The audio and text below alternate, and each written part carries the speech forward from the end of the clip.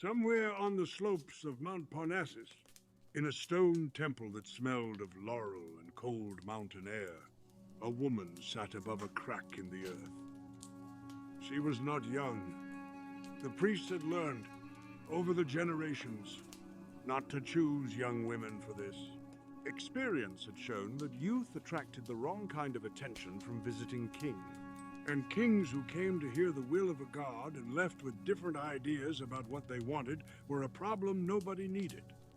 So they chose women past 50 and dressed them in the garments of maidens and led them through the ritual. The bathing in the sacred spring, the laurel leaves, the descent into the inner chamber, the tripod above the fissure, and waited. The vapors rose from the crack in the earth, as they had risen for centuries. The woman breathed them in. Her eyes went elsewhere. Her mouth opened. And out came the voice of a god. That god was Apollo, the most beautiful of all the Olympians, the most beloved, the most worshipped, the most present in Greek civilization of any deity except Zeus himself. The god whose name the Romans adopted without changing it, who needed no translation, no renaming, no local equivalent, because Apollo was already so much himself that nothing else would do. The god of light, of music, of prophecy, of healing, of purification, of the silver bow, and the plague arrow, and the lyre. He was all of those things simultaneously, without contradiction. And the story of how a single god came to carry all of them is the story of what Apollo actually was, and what he was capable of, in both directions. The story of Apollo begins not with Apollo, but with his mother, because his entrance into the world was shaped entirely by the difficulty of that entrance. And understanding what it cost to be born tells you something essential about what he became. Leto was a Titaness, the daughter of the Titans Coeus and Phoebe, granddaughter of the sky and the earth, a goddess of quiet, radiance, and motherhood. When Zeus's eye fell on her, she did not resist, and she became pregnant with twins. What she had not anticipated, and what she had no way to prevent, was the response of Hera. Hera's jealousy at Zeus's infidelities was a fixture of Olympian life. Consistent, volcanic, and largely directed not at Zeus himself, who was too powerful to punish effectively, but at the women he had chosen. Leto became the focus of this jealousy in a way that no previous lover had experienced. Hera did not simply curse her or humiliate her. She organized the entire surface of the world against her. She sent forth the command to every land on earth: do not receive Leto. Do not give her ground to stand on. Do not offer her shelter or safety or a place to give birth. Any land that accepted her would face Hera's wrath, and Hera's wrath was something no land was willing to risk. The accounts say Leto wandered, from island to island, from mainland to shore, asking each piece of land for refuge, and receiving refusal after refusal. She was carrying divine twins who were not yet born, who were not yet the gods they would become, who had not yet demonstrated the power that would make any place proud to claim them. And she was being turned away from the world because her children's father had also chosen her. Hera also sent the serpent Python after her, the great chthonic monster that had lived since before the Olympian age, enormous, ancient, born from the earth itself, to hunt Leto wherever she went. Python drove her away from every shore she tried to reach, forced her back into the sea, kept her moving and frightened and in the specific agony of a goddess in labor with nowhere to stop. She reached a floating island, Delos, a small, barren, wandering island in the Aegean, not anchored to the seabed. not technically classified as land in the way that the other islands and mainlands were. Because it was not fixed to the ocean floor, Hera's command technically did not apply to it. It floated. It had no particular resources, no remarkable beauty, no reason for any city to claim it. It was, in the geography of the ancient Aegean, the least of the islands. Even Delos hesitated. The island was afraid. Afraid that if it accepted Leto and her children proved to be the gods they were prophesied to be, the sheer force of their divine presence might overwhelm a small, unimportant island and sink it.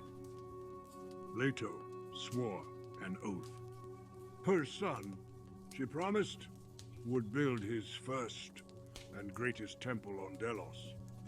The god who would be born here would make this island the most sacred in the Aegean. The barren, wandering rock that had nothing to offer would become the center of a worship that would draw pilgrims from every corner of the Greek world. Delos accepted her. But Hera had one more interference prepared. Eilethia, the goddess of childbirth, Hera's own daughter, had been kept on Olympus, detained there by her mother's command, unable to attend Leto's delivery. And without Eilethia, birth could not occur. Labor could continue indefinitely, could last for days, could hold a goddess in agony for as long as Hera chose. 9 days and 9 nights, Leto labored on Delos. The other goddesses who had gathered around her, Dione, Rhea, Themis, Amphitrite, the assembled divine women, who could do nothing without Eilethia, finally sent Iris to Olympus with an offer, a necklace of gold, 9 yards long, payment for Eilethia's presence. Hera was persuaded, or perhaps had simply decided that the agony had been sufficient. Eilethia was released. The moment her foot touched the shore of Delos, Artemis was born. First, quickly, easily, and then immediately turned to help her mother deliver the twin who came second. Artemis was a midwife before she had drawn a dozen breaths of her own. Apollo was born on a palm tree on the shore of Delos, on the 7th day of the month, and the 7th day of every month became sacred to him forever afterward. The island transformed at his birth. The ground that had been bare rock covered itself in golden flowers. The Delian nymphs sang, swans circled the island. The Homeric hymn to Apollo describes the moment with unmistakable drama. Themis fed the newborn nectar and ambrosia, and the instant he tasted the divine food, the swaddling fell away, and Apollo stood, not a baby taking its first uncertain steps, a god announcing himself. He declared immediately that the lyre and the silver bow would be his forever, that he would declare to men the will of Zeus, that his oracle would serve as the voice between the divine world and the mortal one. On Olympus, the gods heard this and trembled. Even the gods were afraid of him on the day he was born. His mother Leto reached out and unstrung his bow and hung it on a golden peg before they could fully process the fear. And only then did the assembly relax. Delos became, as promised, one of the most sacred places in the Greek world. The island that had been barren became the birthplace of the most beloved of the gods. And the pilgrims came, and the offerings came, and the island that had been afraid to accept a laboring goddess found itself the spiritual center of the Aegean for 1,000 years. The serpent Python was not simply a monster that happened to live near Delphi. It was the guardian of Gaia's ancient oracle on the slopes of Mount Parnassus, the chthonic voice of the earth goddess herself, the original source of prophecy before the Olympian gods had been born. Python had lived at the site for an age before Apollo existed.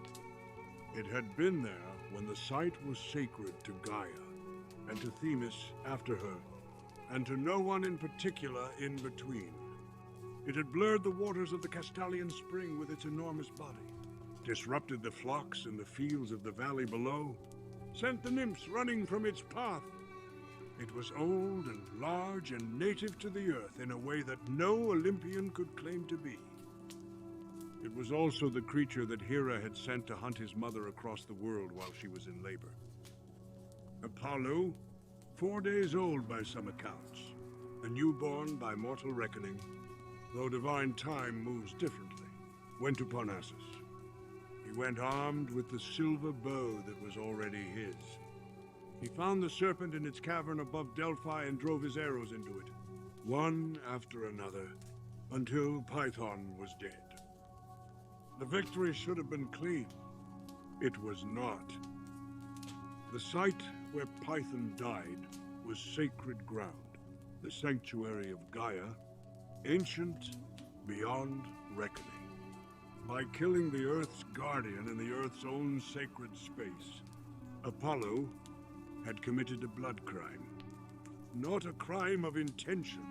He had known what he was doing and had done it anyway, driven by the specific clarity of a god who had not yet learned that the world's debts do not care about justification. Python was dead. The sanctuary was stained. The ancient power of the earth was offended.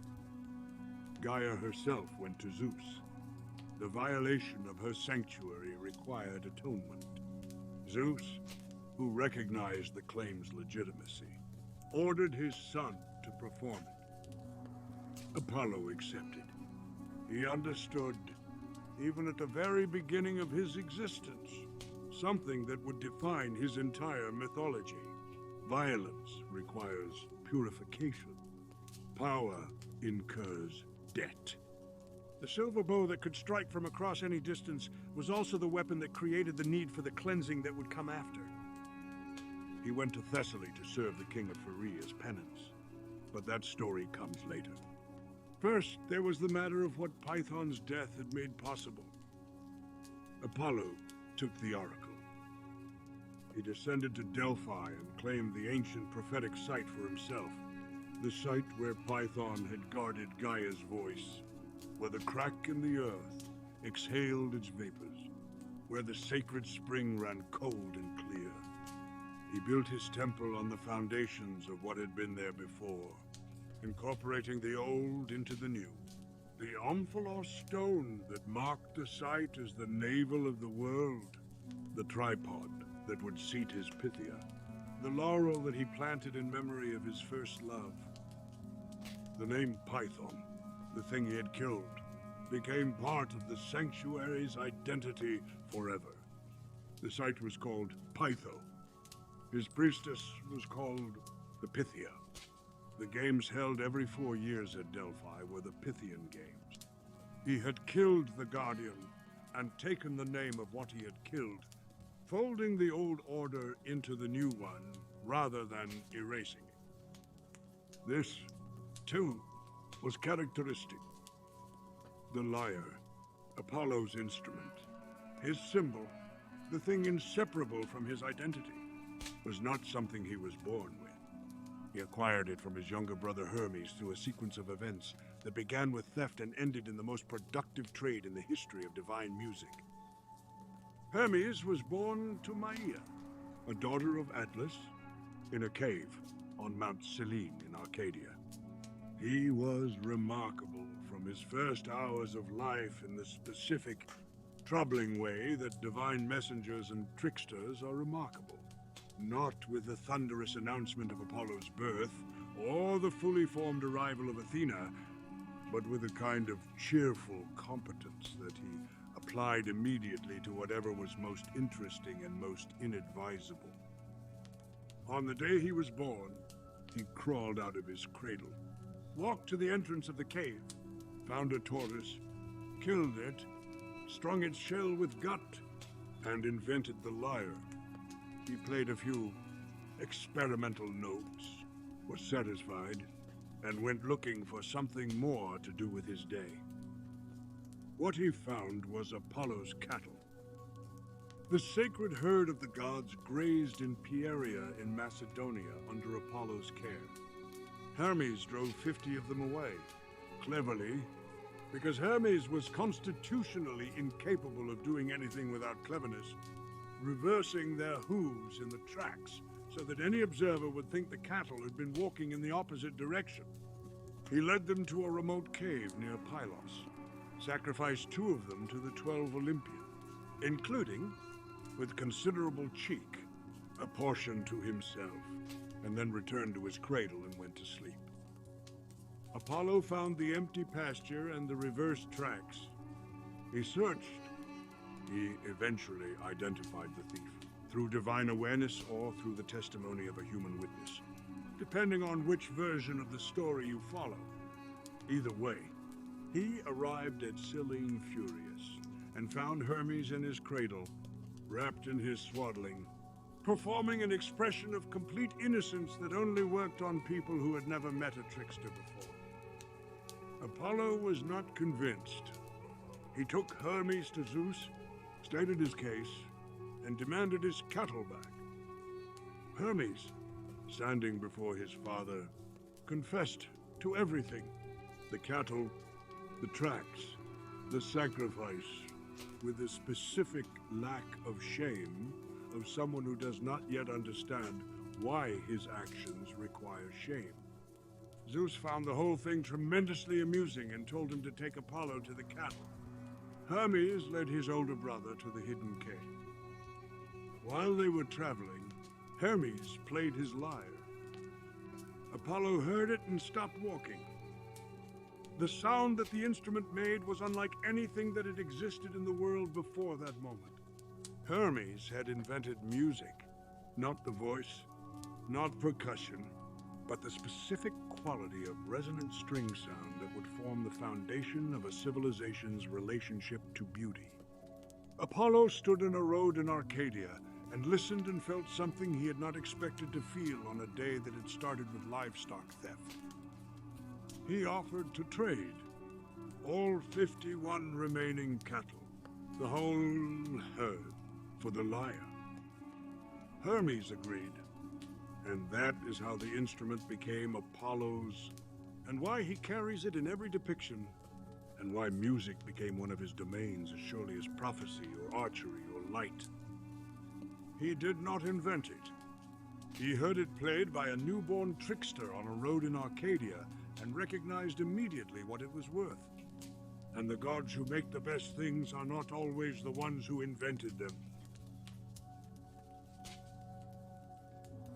What Apollo built at Delphi was not simply a temple. It was the most influential institution in the ancient Greek world for the better part of a millennium.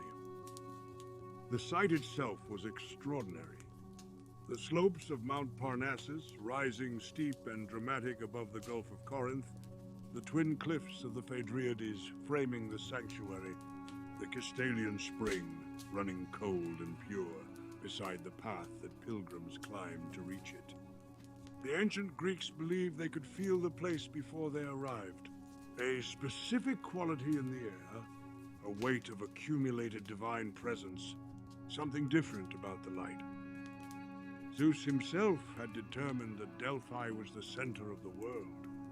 He had sent 2 eagles flying simultaneously from the eastern and western edges of the earth and watched where they met.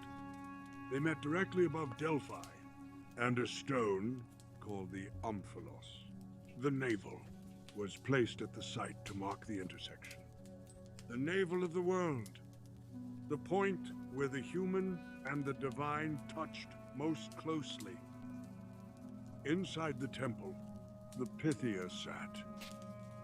She was a local woman of good family and good character, chosen after careful examination for the role that would define the rest of her life.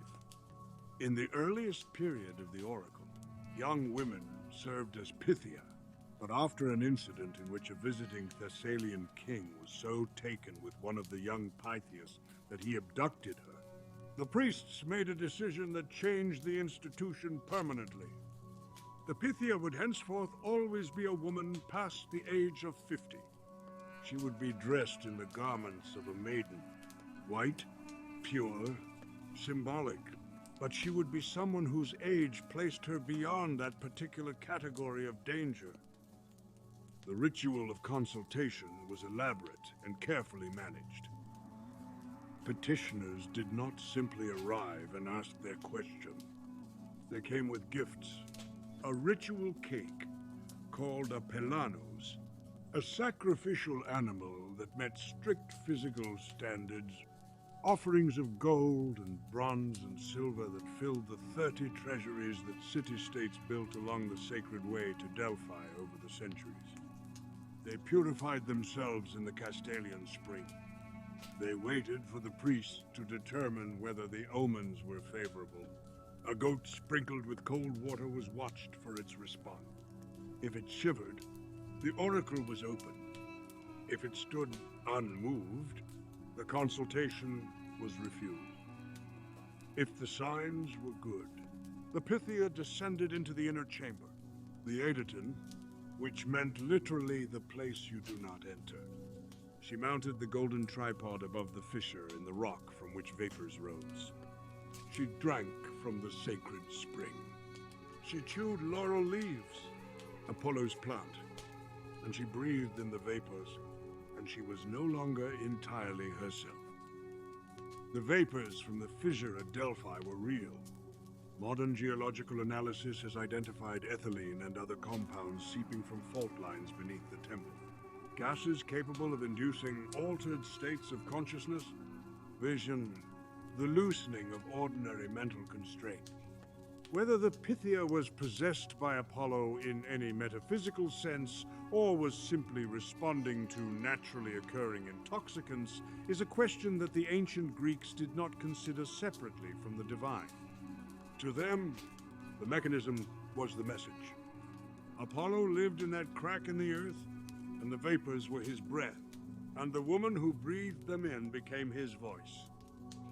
She spoke, sometimes intelligibly, sometimes in fragments, sometimes in what the priests described as unintelligible sounds that required their interpretation. The priests took her words, shaped them into verse, dactylic hexameter, the meter of Homer, the formal language of the divine, and delivered them to the petitioner waiting outside. The prophecies were almost always deliberately ambiguous, not dishonest, genuinely double-edged, built to carry multiple meanings that would only resolve into clarity once the events they described had already occurred. The most famous example was given to Croesus, king of Lydia, who asked the oracle whether he should attack Persia. The oracle told him that if he crossed the river, he would destroy a great empire. He attacked. He destroyed an empire. His own. This was not trickery. It was the nature of divine knowledge about the future as the Greeks understood it. Complete, accurate, and entirely useless if you did not have the wisdom to interpret it correctly. The oracle never lied. It also never explained itself. Consultations were available on the 7th day of each month, Apollo's sacred day, during the 9 months of the year when Apollo was in residence at Delphi. For the 3 winter months, the oracle was silent. This mattered enormously to the Greeks. The winter closure was not simply a practical schedule. It was part of the mythology of Apollo himself, where he went during those months, what his absence meant for the world, who kept his place at Delphi while he was gone. For 3 months of every year, Apollo left Delphi and traveled north. He went to Hyperborea, the land beyond the north wind, the mythical paradise at the edge of the world that the Greeks located somewhere in the far north, past Thrace, past the Scythians, past the sources of the great rivers, in a place where the sun shone differently and the people lived without the ordinary burdens of mortality.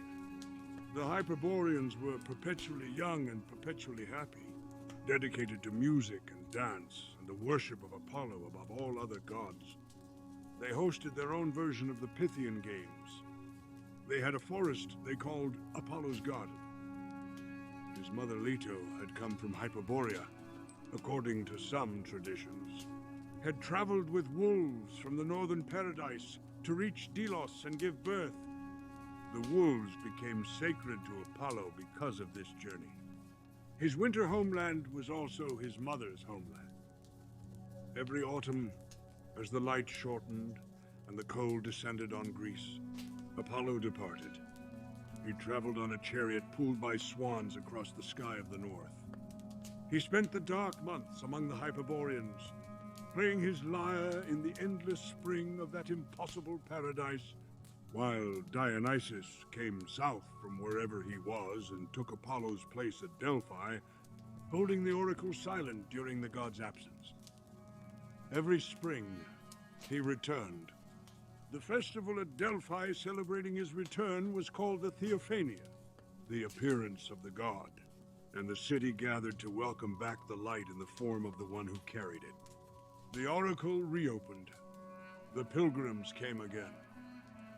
This pattern, departure, winter darkness, return, the spring light, is not incidental to Apollo's mythology.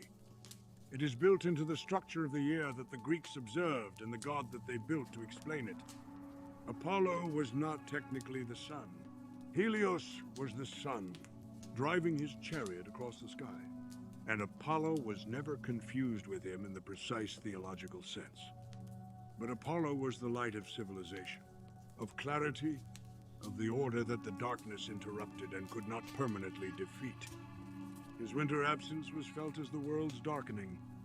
His return was felt as the world's renewal. The Greeks built a god around the year itself, and named him Apollo. Everything about his mythology, the silver bow that strikes from distance, the lyre that imposes order on sound, the oracle that reveals the future through a woman in a trance above a crack in the earth, the plague arrows that could empty a camp in days, and the healing that followed, circles around this central fact. He was the god of the quality of light that makes things visible and the quality of mind that makes things intelligible. He was beautiful and cold and precise. He rewarded excellence. He punished hubris. And every winter he left, and every spring he came back, and the world went on. Niobe was the queen of Thebes. She was the daughter of Tantalus and the granddaughter of Zeus, which made her well connected in a way that a more cautious person might have translated into appropriate humility about her place in the divine order. Niobe was not cautious. She had 14 children, 7 sons and 7 daughters, and they were, by the standards of the ancient world, magnificent, beautiful, strong, accomplished, the kind of children that a queen in a city as powerful as Thebes had reason to be proud of. She was proud of them, deeply, visibly, publicly proud, and the particular quality of her pride, which was not simply satisfaction, but something that required comparison to remain satisfying, eventually drove her to do something that no Greek would have considered in any way wise. She interrupted a religious festival. The women of Thebes had gathered to make offerings to Leto, offerings of incense and prayer to the mother of Apollo and Artemis, the Titaness who had carried the twins across the world while hunted by Python, who had labored for 9 days on a floating island before giving birth to 2 of the most powerful gods in the cosmos. Niobe arrived at the ceremony and looked at the women offering worship to a mother who had given birth to 2 children. She had 14. She said so. She said it plainly, publicly, before the entire assembly. Leto had 2 children. She had 7 times that number, each of them surpassing what any goddess had produced. Why was Thebes burning incense for a goddess of 2 children when its queen had 14? Turn your offerings toward me, she told them. I am the worthier object of your reverence. The assembly dispersed. The offering stopped. On Olympus, Leto heard this and went to her children. She did not ask Zeus to intervene. She did not bring the matter to the divine council. She went to Apollo and Artemis, who took a single look at their mother's expression and understood immediately what had happened and what was required. They descended to Thebes.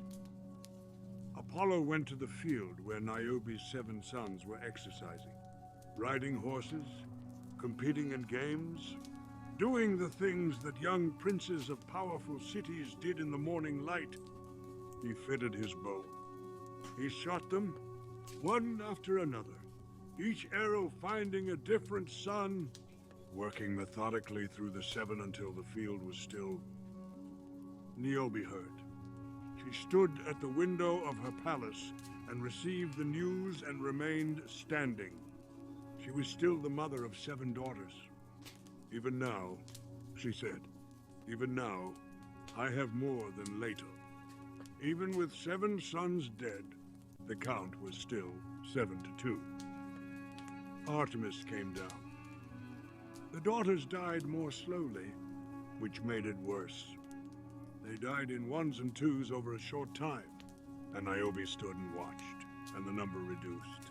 7 daughters, then 6, then 5, until 1 daughter remained, the youngest, whom Niobe held against her body and begged for with the specific, terrible diminishment of someone who has watched their boast collapse in real time into grief and still cannot stop making it.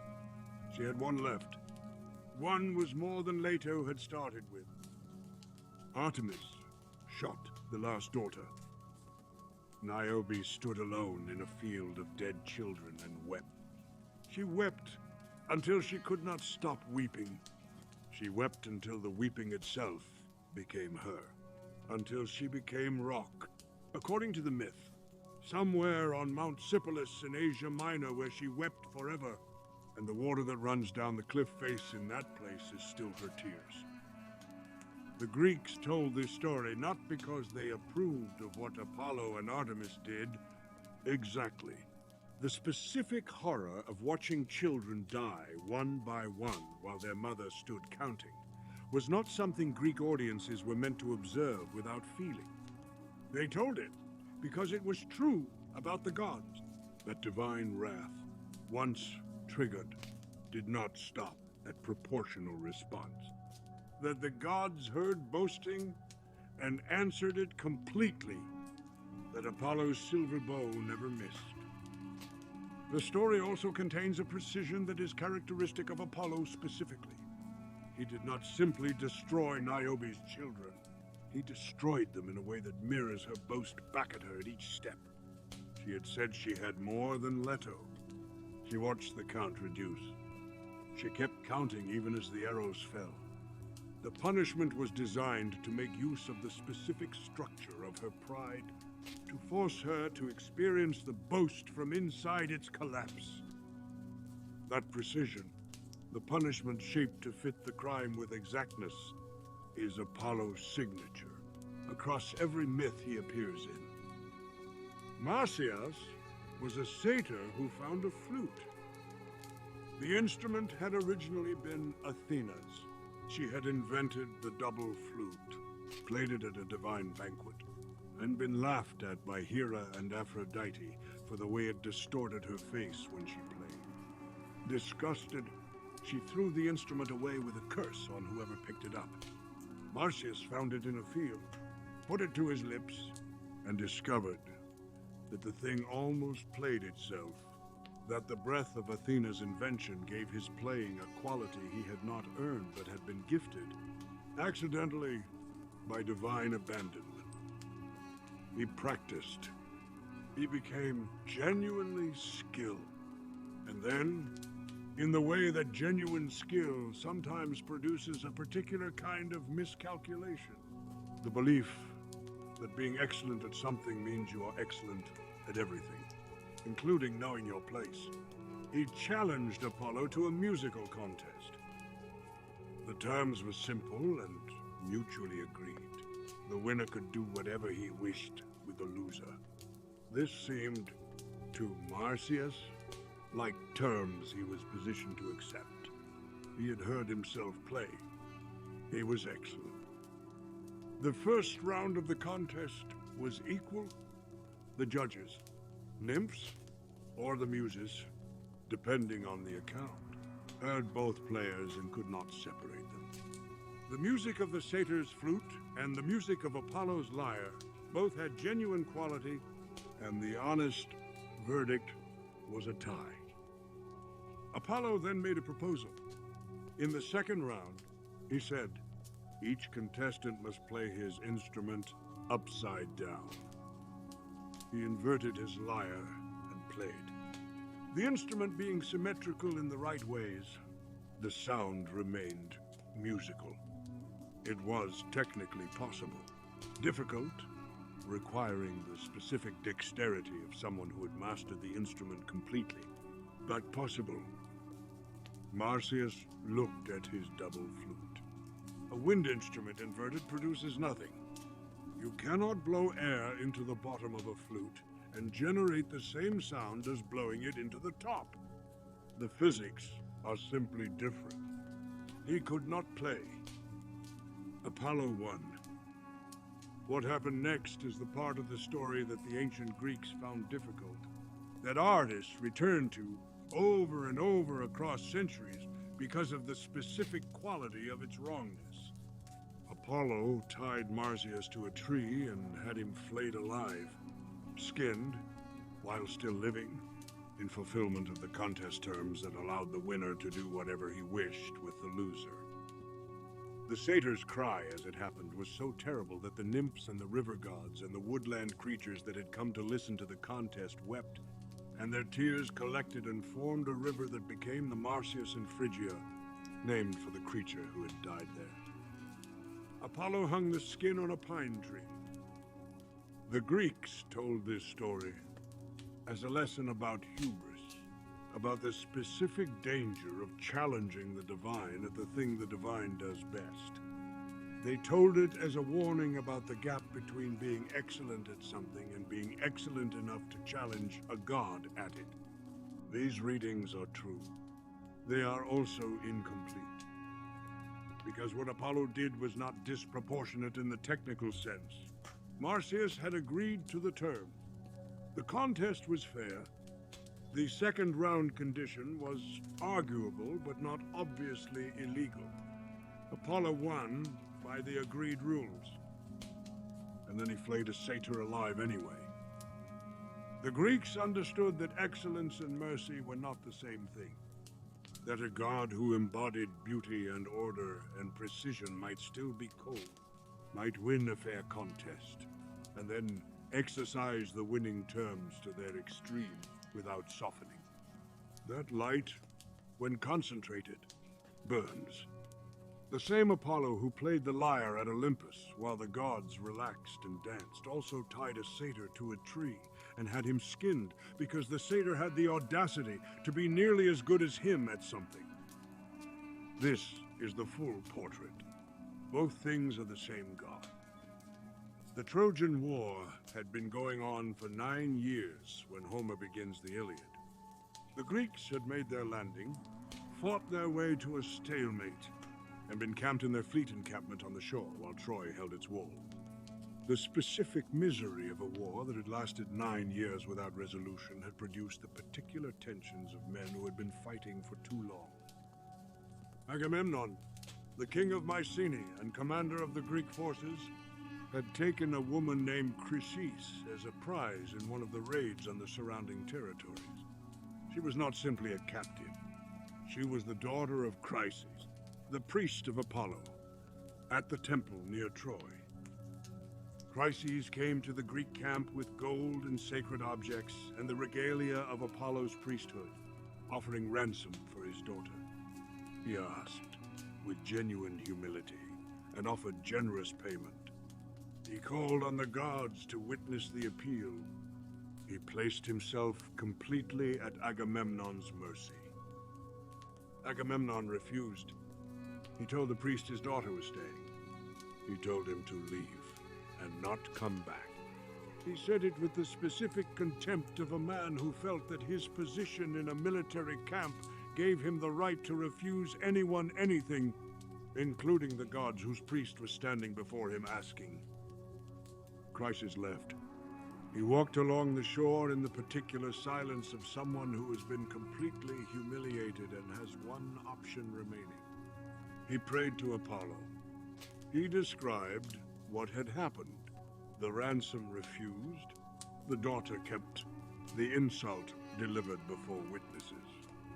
He asked the god to make the Greeks pay for what their commander had done. Apollo heard. He came down from Olympus, and he came angry. The Homeric description is specific. He came like nightfall, the silver bow on his shoulders, the quiver rattling. He sat apart from the camp and shot his arrows into it, and the camp began to die. The mules first, then the dogs, then the men themselves, infected with whatever was in those arrows, burning with fever, unable to fight, or eat, or recover. The funeral pyres burned day and night for 9 days. On the 10th day, the prophet Calchas stood before the assembly and told them what every Greek soldier had already begun to suspect. This plague was Apollo's doing, and its cause was the priest's daughter held in Agamemnon's tent, and it would not stop until she was returned with proper gifts and a hecatomb of cattle sacrificed to the god. Agamemnon returned Chryseis.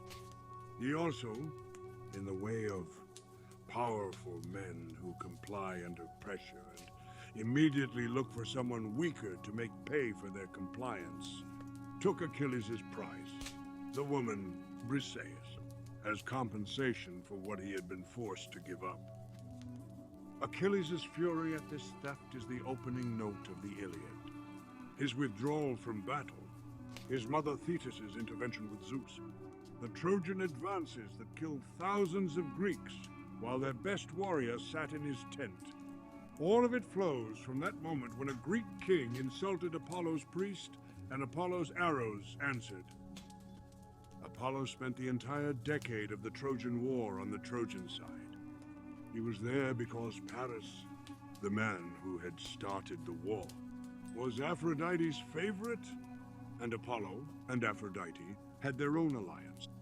But he was also there because the Greeks had killed Chryses' daughter, and because the Greeks had killed Tenes, a son of Apollo who had died at Achilles' hands early in the campaign, on Tenedos Island, in a moment that Apollo would not forget and would ultimately collect on.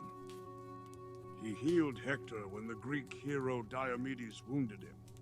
He walked through the Greek lines with Zeus's aegis, causing panic. He knocked down the Greek fortifications when the Trojans needed to break through. He was the most actively interfering god on the Trojan side, and his interference was not capricious. It was the coherent action of a god repaying debts and collecting them, maintaining the accounts that divine loyalty required. And at the end of the war, when Achilles was at the height of his glory, and the walls of Troy seemed about to fall, Apollo came to Paris on the battlements of Troy and told him where to aim. The arrow found Achilles at the heel, the one place his mother Thetis had held him above the water of the Styx when she tried to make him immortal, the one place her grip had kept the divine water from touching him. A shot that no human archer could have placed. A shot that required divine guidance to reach the one vulnerability in the greatest warrior who had ever lived. Paris shot the arrow. Apollo guided it home. Achilles died. Troy fell anyway, eventually. But Apollo had settled his account. For the priest's daughter, for Tenes, for 9 years of seeing the side he had chosen pushed back toward its walls by the Greeks who had started the war with an insult to his sanctuary. The silver bow never missed, and it never forgot. The first love of Apollo's life was the last thing he ever held. Her name was Daphne, a daughter of the river god Peneus, a nymph who had dedicated herself to Artemis's way of life, who had asked her father for the same gift her aunt had received from Zeus, the right to remain unwed and untouched, to spend her life in the hunt, free from the particular complications that male attention produced for women in a world where male attention tended to be insistent. Her father had granted this. She was not simply a woman who preferred solitude. She had divine sanction for it, had made a formal choice about her life, and had it confirmed. Apollo saw her. The accounts placed the cause of his obsession on Eros, on a golden arrow of desire shot into Apollo at the moment he had mocked the small god of love for carrying a bow while being unsuited for war. Eros, stung by the insult, shot Apollo through the heart and shot Daphne simultaneously with a lead arrow that produced the opposite effect. Total revulsion, the desire to be as far as possible from any romantic attention. Whether the blame belongs to Eros, or simply to the particular quality of the feeling Apollo experienced when he first saw Daphne, the result was the same. He pursued her. She ran. This is not a metaphor. She ran, physically, through the forest, while Apollo followed her, calling out in what he believed was the appropriate language of divine courtship, explaining who he was, explaining his powers, listing his credentials, promising that he meant no harm. Daphne ran faster, not because she didn't understand him. She understood perfectly, but because her understanding of him was exactly the thing that made her run. He was a god. He was beautiful. He wanted her. None of these things were reasons to stop. The riverbanks of Peneus were coming. She reached the water's edge and felt Apollo close behind her and called out to her father, the river god, to change her, to transform her into something that he could not have, to give her the escape that her legs could not provide. Peneus heard. The transformation happened at the moment Apollo's arms closed around her. Bark forming beneath his hands, leaves where her fingers had been, roots where her feet had been, the warmth of a living woman becoming the stillness of a tree. He held a laurel. Apollo stood at the edge of the river Peneus holding a tree that had been Daphne and understood, for the first time, what it was to want something you could not have. He declared the laurel sacred. He wove its leaves into his hair, made it his symbol, his crown. The laurel wreath that would be placed on the heads of victors in his games, that would be carried by his Pythia, that would become across the entire ancient world the symbol of achievement and excellence. This came from a nymph who turned herself into a tree to escape him. The Greeks called Apollo unlucky in love, and they meant it with more compassion than they usually extended to gods who had been refused. The story of Daphne is the story of a god who had everything: beauty, power, music, prophecy, the love of the world, and could not hold the one thing he most wanted, because the one thing he most wanted did not want to be held.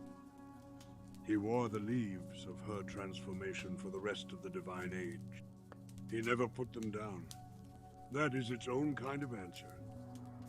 Coronis was a mortal princess of Thessaly, and Apollo loved her. The love produced a pregnancy. She was carrying his child, the child who would become Asclepius when everything went wrong. A crow, white at that time, carrying the easy trust of a creature that has never had reason to fear the god it serves, came to Apollo with news. Coronis had taken a mortal lover, a young man named Ischys, an ordinary human, someone who offered nothing compared to the father of her child. The crow delivered this information faithfully, as messengers are supposed to, and waited for the reward that messengers who bring important news typically receive. Apollo did not reward the crow. He burned its feathers black, which is why crows are black, and why they have been black ever since. And then he sent his sister Artemis to deal with Coronis. Artemis dealt with Coronis. What came next is the moment that makes this story more than a simple punishment myth. On the funeral pyre where Coronis burned, Apollo saw what was still inside her. The child, his son, who had not yet been born, who had done nothing wrong, who was burning because of a decision made in the white heat of rage at a woman's betrayal. He reached into the fire and cut the child from his dying mother. He saved Asclepius. He had killed the mother and saved the child. And the mythology does not soften this contradiction. It presents it plainly. Apollo acted in rage, acted catastrophically, and then, in the aftermath of the catastrophe, saved the one thing that could not be allowed to burn. He gave Asclepius to the centaur Chiron to raise, the great healer and teacher who lived on Mount Pelion, who was the instructor of heroes, who understood medicine and music and warfare and the nature of the mortal body better than almost any other being in the mythology. Under Chiron's teaching and with the divine gifts Apollo passed to him, Asclepius became the greatest physician who had ever existed in the world. The crow's feathers stayed black. The price of bringing that particular truth to that particular god in that particular moment was permanent. And Asclepius grew up to surpass even his father, to do the thing that Apollo's domain of healing had never quite managed, the thing that changed the cosmic order when it happened, and brought Apollo into the sharpest conflict with Zeus that he would ever experience. But that story comes in the next act. Hyacinthus was a Spartan prince, beautiful in the specific, golden way that the Greeks celebrated. Athletic, graceful, devoted to the physical pursuits of his culture, the kind of young man that gods looked at and felt the weight of mortality on his behalf. Apollo loved him, not the way he had loved Daphne. In pursuit, consumed by wanting, increasingly frantic. He loved Hyacinthus the way the stories say he could have loved. Had love been allowed to work, mutually, genuinely, with the ease of two people who chose each other. Hyacinthus loved Apollo back. They spent their days together, hunting, competing in athletics, simply being in each other's presence, in the way that the best relationships manage before anything goes wrong. They were practicing discus throwing on a day in early summer. Apollo threw his discus, heavy bronze, perfectly balanced, launched with a god's arm across a bright sky. It rose and turned and came down. Zephyrus the west wind had been watching. He had loved Hyacinthus too, in the one-sided way that love sometimes attaches itself to people who have no room for it. And he had been watching the Spartan prince choose Apollo over him with the accumulating sourness of someone who cannot persuade himself that the choice is fair. He blew. A breath, a subtle deflection. The discus changed its arc. It struck Hyacinthus across the temple as he ran forward to retrieve it. He fell. Apollo was at his side immediately, holding him, trying to apply the healing that was his domain, trying to counteract with divine knowledge what divine jealousy had put in motion. He could not. The wound was mortal. The blood was already spreading across the grass, and the thing that Apollo could do for everyone else, the healing, the staying of death, he could not do for the person he loved most, because the one rule of divine medicine was that it could not reverse what the gods had already decided. He held Hyacinthus and watched him die. From the blood that fell on the grass, a flower grew, dark purple, marked on its petals with what the Greeks read as the letters AI, the sound of lamentation, Apollo's grief, written in botanical ink on the world. The hyacinth. Every spring, when the hyacinths bloomed in Sparta, the festival of Hyacinthia was held. 3 days of mourning and celebration together. The grief of the first day giving way to the feasting of the second and the processions and games of the third. The whole arc of loss and recovery in miniature. The festival lasted for centuries. The Greeks remembered him. Apollo mourned too. He mourned in the specific way of someone who had something real taken from them, rather than being refused or denied.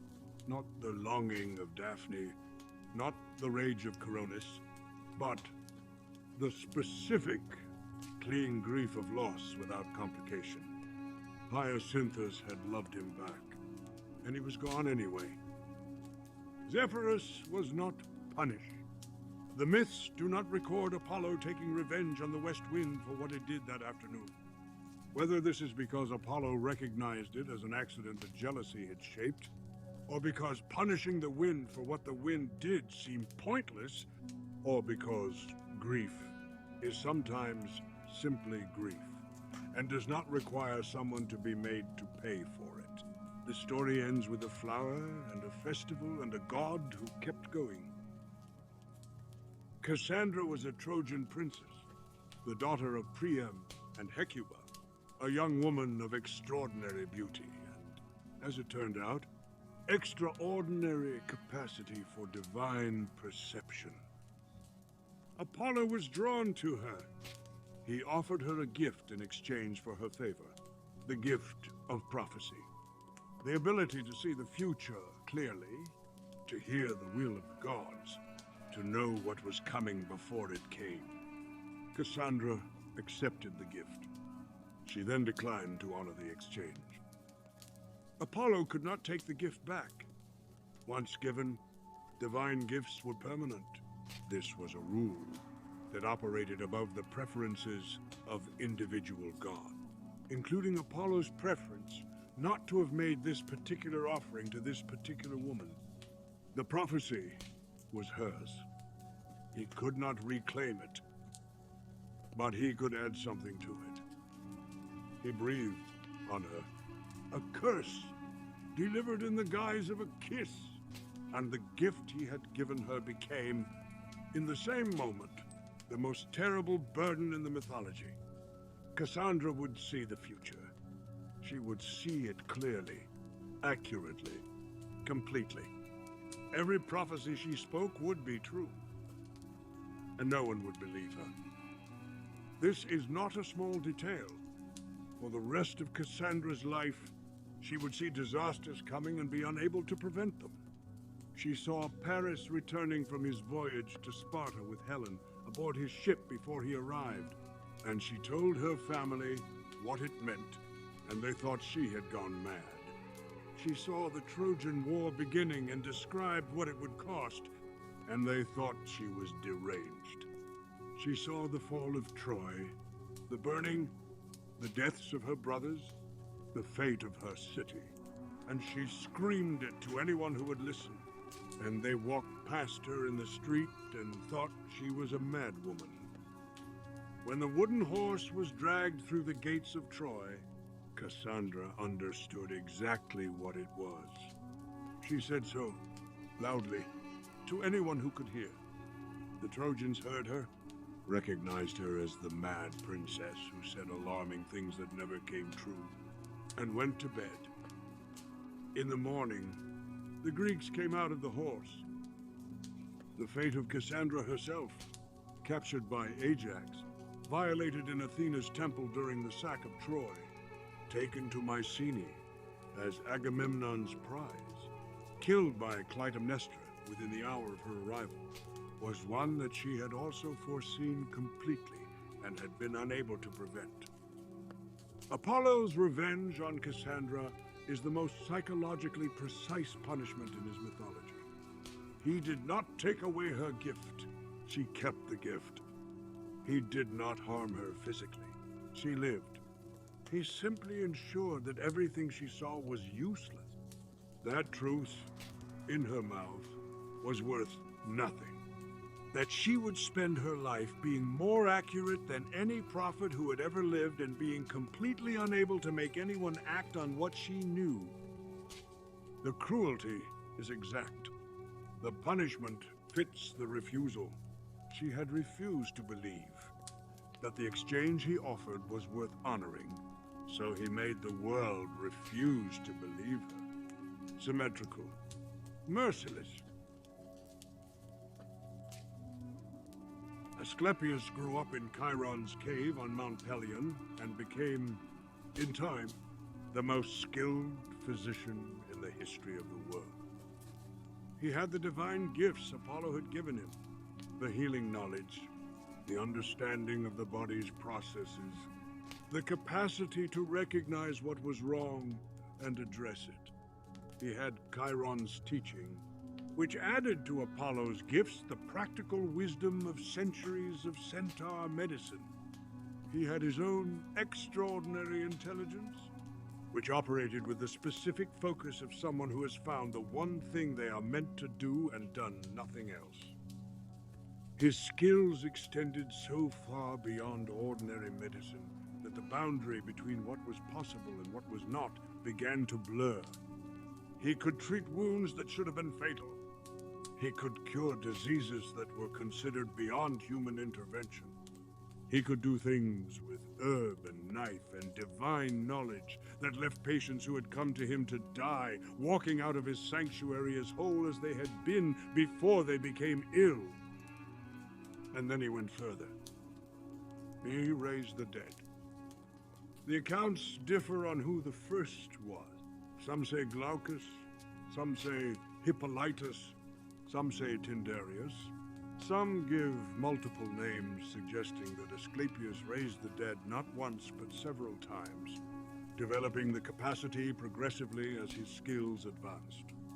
In each case, the method was a combination of divine knowledge and the blood of the Gorgon Medusa, the blood from the right side of her severed neck, which Athena had given him, which had the power to restore life. He applied the blood. The dead returned. Hades noticed. The king of the underworld had governed his domain for the entire divine age on the premise that what arrived in his kingdom stayed there. The rules were absolute. The dead did not leave. He had enforced this with every tool available, had punished Sisyphus for chaining Thanatos, had trapped Theseus and Pirithous for attempting to steal Persephone, had negotiated with Orpheus under the extraordinary pressure of genuine compassion while still maintaining the one condition that ultimately held. The underworld's population was permanent. Asclepius was removing souls from the permanent residents. Hades went to Zeus. The complaint was the same one the divine order always made when someone was threatening the rules that held it together. This cannot be allowed to continue. If the dead could be raised, the boundary between life and death became negotiable. If that boundary became negotiable, everything built on it, the entire system of divine judgment, the underworld itself, the meaning of mortality, the structure of the cosmos, became uncertain. Zeus agreed. He killed Asclepius with a thunderbolt. Apollo heard that his son was dead. He could not touch Zeus. The one thing that no Olympian god ever successfully did was attack the king of the gods. And Apollo, despite the bow, despite the arrows, despite the specific, terrible precision of what he was capable of, understood this. There was no way to aim the silver bow at the father of the gods and expect to survive the attempt. He went to the Cyclopes. The Cyclopes were the forge masters who had made Zeus's thunderbolts, who made them on request, replenishing the supply whenever Zeus needed new one. They were the source of the weapon that had killed Asclepius. Apollo descended to their workshop and killed them. All of them. Zeus's response to this was to imprison Apollo in Tartarus. He had the divine right to do so. Killing the Cyclopes was an attack on Zeus's capacity to arm himself, which was essentially an attack on the king of the gods by any practical definition. But Leto intervened, as she always intervened for her children, going to Zeus with the specific combination of remembered tenderness and maternal determination that she had deployed successfully before, asking him not to destroy their son, but to find a different consequence. Zeus agreed. He always agreed when Leto asked. There was something in his relationship with her that did not apply to the other mothers of his divine children. A genuine feeling that persisted past the circumstances that had produced it. He gave Apollo a year of mortal servitude. Admetus was the king of Pheræ in Thessaly, and he was known throughout Greece for one thing above all others: his hospitality. Whatever else the stories said about him. And the stories said quite a lot about him, because his life intersected with divine and heroic events in ways that most mortals never experienced. The first thing said was always that he was good to guests. He received travelers with warmth. He fed them. He gave them shelter. He asked nothing in return. He was, in the specific way that mattered most to Greek moral culture, a man who honored the laws of Xenia, the sacred relationship of host and guest, as naturally as breathing. When Apollo arrived at Pheræ, stripped of his divine status, required to serve a mortal king for a year, Admetus could not have known who his new herdsman was. The god had taken human form, was working among the cattle, was simply a servant of extraordinary ability whose presence seemed to improve everything around him. Under Apollo's care, the cattle gave birth to twins. The herds doubled. The land around Pheræ seemed somehow more productive, more vivid than it had been before the new herdsman arrived. Admetus was kind to him, treated him with the same generosity he extended to everyone who came to his house, did not ask too many questions about where he had come from or what had brought him to a life of herding cattle. Apollo had spent the year at the lowest point of his divine existence, stripped of his powers, reduced to tending animals for a mortal, in penance for killing the Cyclopes who had made the weapon that killed his son, and the only person who had treated him with uncomplicated human warmth was the king of Pheræ. By the time the year ended and his divinity was restored, Apollo had accumulated a debt of genuine gratitude toward Admetus that he would spend decades repaying. He helped Admetus win the hand of Alcestis, the most beautiful woman in Greece, the daughter of King Peleus, whose father had set a seemingly impossible condition for her marriage. The suitor must arrive in a chariot drawn by wild beasts. Apollo tamed a lion and a boar for Admetus's chariot. Admetus arrived. Peleus, confronted with a suitor who had apparently tamed predators, gave him Alcestis. When the fates arrived to tell Admetus that his time was up, that he was due to die, Apollo went to them and negotiated, drank with them, according to some accounts, used whatever influence he had with those three implacable sisters, and secured an unusual arrangement. Admetus could live past his appointed time if someone else volunteered to die in his place. Admetus asked his elderly parents. They declined. His wife, Alcestis, volunteered. She died in his place. She went willingly, because she loved him, and because the courage available to her in that moment was the only thing she had left to give. Heracles, arriving at Pheræ for a visit and finding the house in mourning, went down to the underworld and wrestled Thanatos for her and brought her back. which is a story that belongs to Heracles' mythology, not Apollo's. Though the reason Heracles was there and the reason the whole chain of events had occurred traces back to a year when a god tended cattle for a generous king in Thessaly. This section of Apollo's story is worth holding, because the god who had burned Coronis on a pyre, who had flayed Marsyas alive, who had killed every child of a boastful queen and guided an arrow into the heel of the greatest hero who had ever lived, this same god spent a year in human service and was genuinely, lastingly changed by one king's kindness. Both things are true. The same Apollo. Among all the Olympians, Apollo was the one the Greeks loved most purely and feared most specifically. Not feared the way they feared Ares, with a general, defensive fear of a force that does not discriminate. Not feared the way they feared Hades, with the intimate, personal fear of the thing that waits for everyone eventually. They feared Apollo the way you fear an exacting standard, with the knowledge that you might fall short of it, and with the full understanding of what falling short would cost. Apollo was the Greek ideal of what a person could be, or rather, what a person could aspire to, knowing they would never fully arrive. Young, beautiful, excellent at everything, rational and ordered, musically gifted, prophetically precise, medicinally knowledgeable, athletically perfect. The god of the qualities that Greek civilization most admired, concentrated into a single divine form, and worshipped with a genuine devotion that outlasted every other Olympian cult except Zeus's own.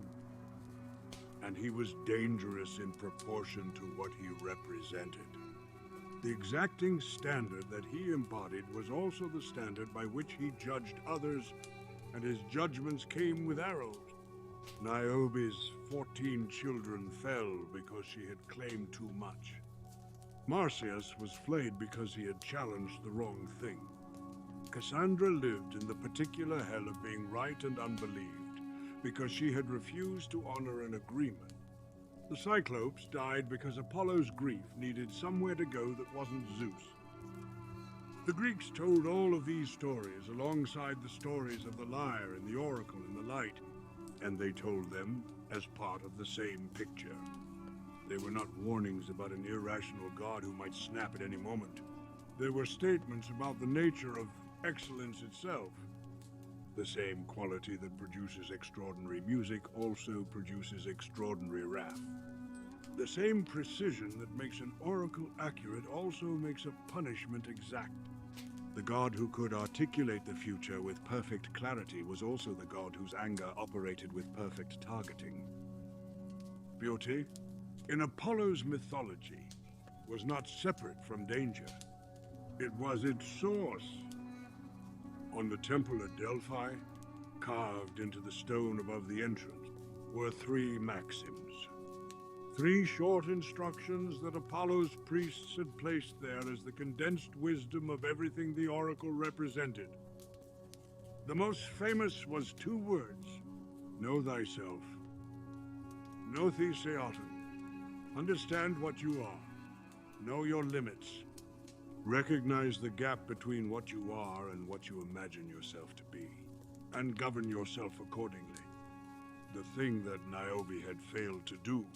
She had known herself as a mother of 14, but had not known herself as a mortal in a world where the gods were watching.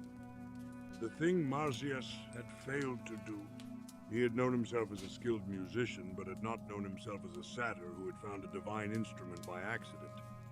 The thing Cassandra's story keeps insisting on, in reverse.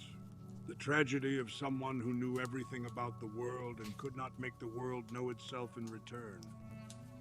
Know thyself. Apollo's instruction. The god of light telling mortals that the first thing light reveals is your own shadow. He was the interpreter of Zeus's will to the human world. In his person, He carried the distance between the divine and the mortal and made it traversable, not by closing it, but by building an institution at its intersection. The oracle, the Pythia above the crack in the earth, breathing the vapors, speaking in a voice that was both hers and not hers, delivering answers that were both true and not entirely decipherable. The gap between knowing and understanding, mediated by a god who stood in both worlds and belonged fully to neither. He was born on a floating island to a mother hunted by Hera's command across every fixed land on Earth.